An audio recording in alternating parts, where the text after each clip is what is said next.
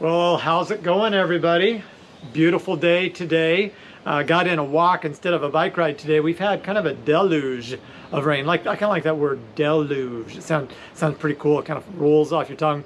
And the rain was basically rolling down, so pretty fitting.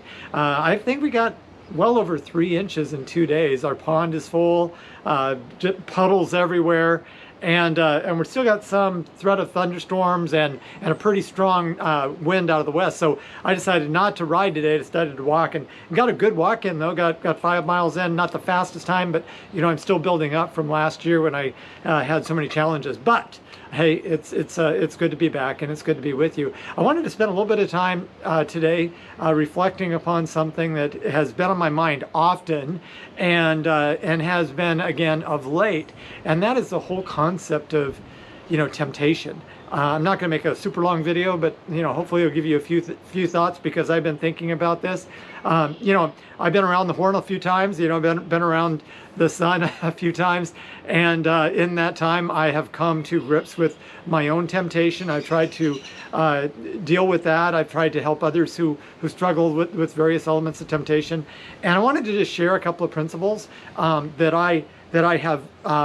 I've come to. Some of this isn't new material, by the way. Other people have talked about this, but you know, sometimes we just need to rehash some of these thoughts, and at least I do. I need to remember these things so that I can stand firm. I can stand firm on the day when temptation comes. First thing we need to remember is, you know, temptation is something that we all experience. It is a common experience. Actually, 1 Corinthians 10:13 says that no temptation has come upon you or chased you down or run and try to tackle you. Such is as common to man. Such is as common to everyone.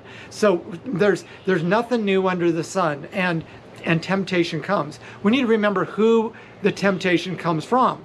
You know, we live in a sinful world, so we have a predisposition to sin, but temptation comes from the enemy of our souls. Temptation comes from Satan himself. He is called the tempter. He is also the accuser. He's the one who comes and brings these things out. It's not just him, of course, it's our own predispositions to falling as well, but our predispositions coupled with his demonic activity can lead us to a place where we struggle to make the right decision when it comes to temptation.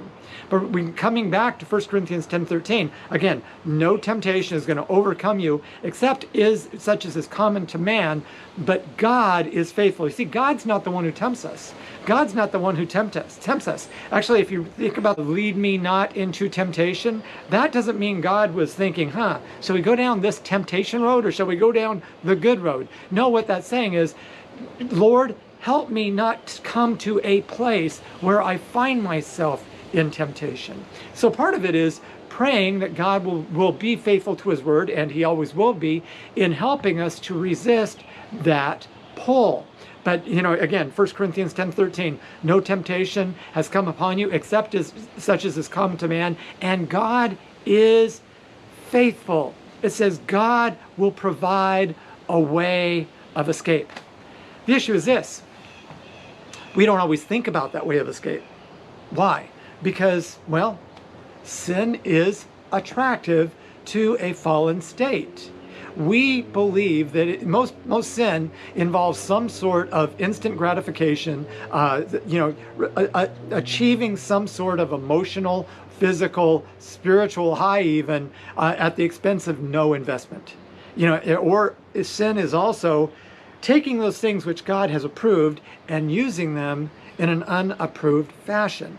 But, you know, sometimes we think, oh, well, we can take the shortcut. You know, we can just do that and walk down a path that we think, you know, it's a momentary decision that oftentimes can lead to drastic consequences long term. So one of the things that we need to do is basically just stop. Actually, there's an acrostic, and I can't remember who put this together. I've read this in a number of books and heard it in a number of sermons, but it's HALT, H-A-L-T. We stop, we halt. We stop and we think. We stop and we think. What's going on? You know, part of avoiding temptation is to recognize having the wherewithal, the fortitude, the intuition to think, where are you normally tempted? What comes upon you which brings you to that place of temptation? Because there's a physical state, an emotional state, something happening in the climate, something happening around you that brings you to that place where you fall. Now, what are some of those things? Halt again. H, hungry. A is anger. L, loneliness. T is tired. So hungry, anger, loneliness, tired. I have my own issues, and I can look through that, and I can identify times when I feel weak, and I can point right back to this list and say, which one of those are there? Now, hungry doesn't always necessarily mean desire of food. It could just be a hunger for closeness. It could be a hunger for a different situation. But there's a hunger that comes upon us, which in the moment seems more important than doing what is right. Satisfying that hunger seems more important than doing what is right. We need to stop at that stage and recognize that. Or anger. When we're angry, the Bible says, be angry, but do not sin. The issue is this. Oftentimes, we're angry and we sin. We sin. We fall to temptation, whether that be saying something we shouldn't say, going someplace we shouldn't go, doing something we shouldn't do. That anger leads us to try to find a vent, which can be a sinful vent. And so we fall to temptation. Or lonely. We have an emotional longing that isn't being met, that we feel is not being satisfied. And so we desire to go and try to find a way to satisfy that in means that are not legitimate and that can lead us into great, great harm. Recognize that loneliness, and you can do something about it. Or tired. Oftentimes when we are tired, we make really bad decisions. I know I do. If I don't get enough rest, if I don't get enough sleep, if I've been up too late, those are times when my judgment is impaired. And so in any of these, hunger or anger or loneliness or being tired, we need to stop and try to recognize where this can go. Think long term. Think long term in where a poor decision might lead. And remember, God provides that way of escape. That may be just going for a walk, avoiding that area of temptation, ceasing the conversation where you feel a temptation to go somewhere you should not go. Whatever it's going to be, just get out of the situation. Get time with God. Spend some time in prayer. Cover up the area that is leading you in to an area you shouldn't go. The Bible says in the book of James chapter 4 that if we submit ourselves to God, and we resist the devil, resist his allure, call it what it is, speak it out, that he will flee from us.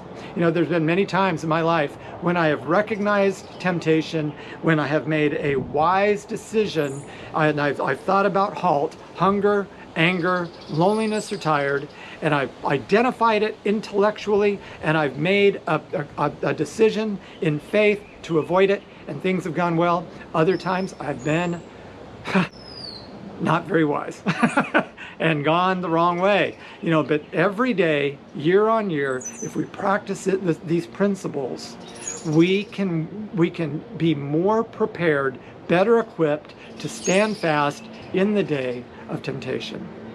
Anyway, I hope that's helpful to you on this day that the Lord has made. Do all you can to submit to God, resist the devil, recognize he's going to flee from you. God's going to give you the way out. Trust in him, trust in his promises. This is the day the Lord has made. Why don't you go out and rejoice and be glad in it?